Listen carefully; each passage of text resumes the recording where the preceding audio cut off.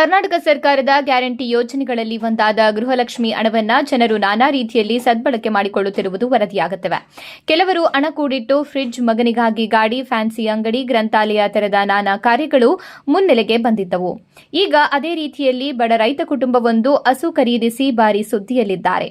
ಹೌದು, ಇದು ಚಳ್ಳಕೆರೆ ತಾಲೂಕಿನ ತೊರೆಕೋಲಮನಹಳ್ಳಿ ಗ್ರಾಮದ ತಿಪ್ಪಮ್ಮ ಎಂಬ ಮಹಿಳೆ ಹಸು ಹಾಗೂ ಟಗರು ಮರಿಗಳ ಸಾಕಾಣಿಕೆಯಿಂದ ಜೀವನ ರೂಪಿಸಿಕೊಂಡು ಮಾದರಿಯಾಗಿದ್ದಾರೆ. ಸರ್ಕಾರದ ಯೋಜನೆಗಳನ್ನು ಪಡೆಯಲು ಅನಾಮಧೇಯವಾಗಿ ಅರ್ಜಿಗಳನ್ನು ಸಲ್ಲಿಸಿ ದುರ್ಬಳಕೆ ಮಾಡಿಕೊಳ್ಳುವುದಲ್ಲದೆ ಅರ್ಹ ಫಲಾನುಭವಿಗಳು ವಂಚನೆ ಆಗೋ ರೀತಿ ಮಾಡುವ ಜನರ ನಡುವೆ ರಾಜ್ಯ ಸರ್ಕಾರ ಗೃಹಲಕ್ಷ್ಮಿ ಯೋಜನೆಯ 10 ತಿಂಗಳ ಒಟ್ಟು 20,000 ಹಣವನ್ನು ಕೂಡಿಟ್ಟುಕೊಂಡು ಮಗನ ಪಿಎಚ್ಡಿ ವಿದ್ಯಾಭ್ಯಾಸ, ಹಸು, ಟಗರು ಸಾಕಾಣಿಕೆ ಸೇರಿದಂತೆ ಕುಟುಂಬದ ಭದ್ರತೆಗೆ ಬಳಸಿಕೊಂಡಿರುವುದು ಶ್ಲಾಘನೀಯ ಕಾರ್ಯವಾಗಿದೆ. ಸರ್ಕಾರದ ಮಹತ್ವಾಕಾಂಕ್ಷಿ ಯೋಜನೆಯಿಂದ ಸಹಕಾರಿಯಾಗಲಿದೆ ಎಂದು ತಿಳಿಸಿದ್ದಾರೆ. ಮತ್ತೆ ಈ ಗುರುಲಕ್ಷ್ಮಿ ರೊಕ್ಕ ಬಂದಿದ್ವಿ ಒಂದು ಸ್ವಲ್ಪ ಗುಣಿಗಿಟ್ಕೊಂಡು ಆಕಳ ತಗೊಂಡೆ, ಒಂದು ಪಟ್ಲಿ ಮರಿ ತಗೊಂಡೆ, ವಿದ್ಯಾಭ್ಯಾಸಕ್ಕೆ ಮಗನೂ ಹಾಕಿದೆ.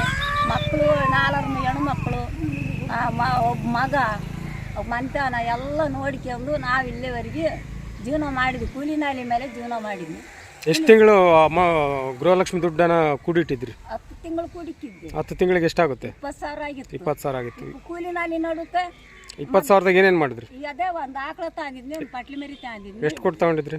7,500 ಆಕಳ, ಒಂದು 4,000 ಪಟ್ಲಿ ಮರಿ, ಇದ್ದದ್ದೆಲ್ಲ ಮಗ್ಗ ಹಾಕಿದ್ವಿ.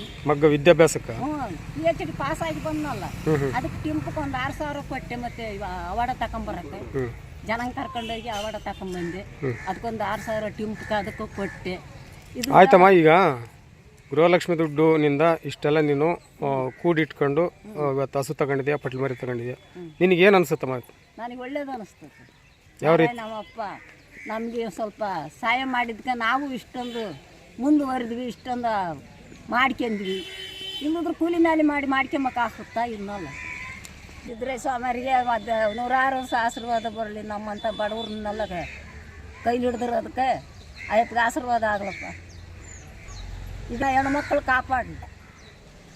ಕರ್ನಾಟಕ ರಾಜ್ಯ ಸರ್ಕಾರದ ಮಹತ್ವಾಕಾಂಕ್ಷಿ ಯೋಜನೆಗಳಾದಂತಹ ಗೃಹಲಕ್ಷ್ಮಿ ಯೋಜನೆಯಲ್ಲಿ ಸರ್ಕಾರ ಕೊಟ್ಟಂಥ ಪ್ರತಿ ತಿಂಗಳ 2,000 ರೂಪಾಯಿ ಹಣವನ್ನು ಕೂಡಿಟ್ಟು ಚಳ್ಳಕೆರೆ ತಾಲೂಕು ಮೊಳಕಾಲ್ಮೂರು ಕ್ಷೇತ್ರದ ತೊರೆಕೋಲಮನಹಳ್ಳಿ ಗ್ರಾಮದ ಶ್ರೀಮತಿ ತಿಪ್ಪಮ್ಮ ಬಸವರಾಜಪ್ಪ ಅನ್ನೋರು ಗೃಹಲಕ್ಷ್ಮಿ ಹಣವನ್ನು ಕೂಡಿಟ್ಟು ಒಂದು ಉತ್ತಮವಾದ ಹಸುವನ್ನು ತಗೊಂಡಿದ್ದಾರೆ. ಜೊತೆಗೆ 4 ಪಟ್ಲಿ ಮರಿಗಳನ್ನು ಸಹ ತಗೊಂಡು ಹಣವನ್ನು ಸಂಪೂರ್ಣವಾಗಿ ವಿನಿಯೋಗ ಮಾಡಿಕೊಂಡಿದ್ದಾರೆ.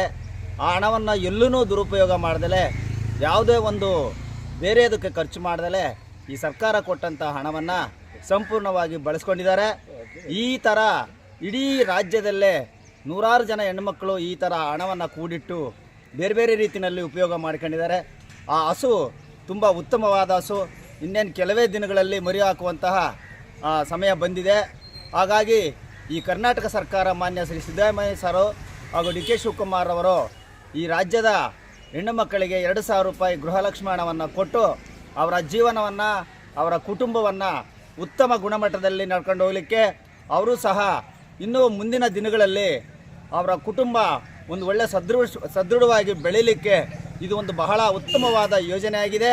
ಹಾಗಾಗಿ ನಮ್ಮ ಚಳ್ಳಕೆರೆ ತಾಲೂಕಿನ ಗ್ಯಾರಂಟಿ ಅನುಷ್ಠಾನ ಸಮಿತಿಯ ಸಭೆಯಲ್ಲಿ ಈ ವಿಚಾರವನ್ನು ಚರ್ಚಿಸಿ ಮಾನ್ಯ EO ಸಾಹೇಬರು, ಗದ್ಗೆ ತಿಪ್ಪೇಸ್ವಾಮಿಯವರು ಉಳಿದಂಥ ಎಲ್ಲ ಸದಸ್ಯರು ಈ ಒಂದು ಸಭೆಯಲ್ಲಿ ವಿಚಾರವನ್ನು ಪ್ರಸ್ತಾಪ ಮಾಡಿ ಈ ಥರ ಫಲಾನುಭವಿಗಳನ್ನು ಗುರುತಿಸಿ ಅವರಿಗೆ ಧೈರ್ಯ ಕೊಡೋಂಥದ್ದು, ಮತ್ತು ಮುಂದಿನ ಹಣವನ್ನು ಪೋಲ್ ಮಾಡ್ದೇ, ವೇಸ್ಟ್ ಮಾಡ್ದೇ ಈ ರೀತಿ ಮನೆತನಕ್ಕೆ, ಮಕ್ಕಳ ವಿದ್ಯಾಭ್ಯಾಸಕ್ಕೆ ಬಳಸಿಕೊಳ್ಳಿ ಅಂತ ಹೇಳ್ತಾ ಇದ್ದೀನಿ.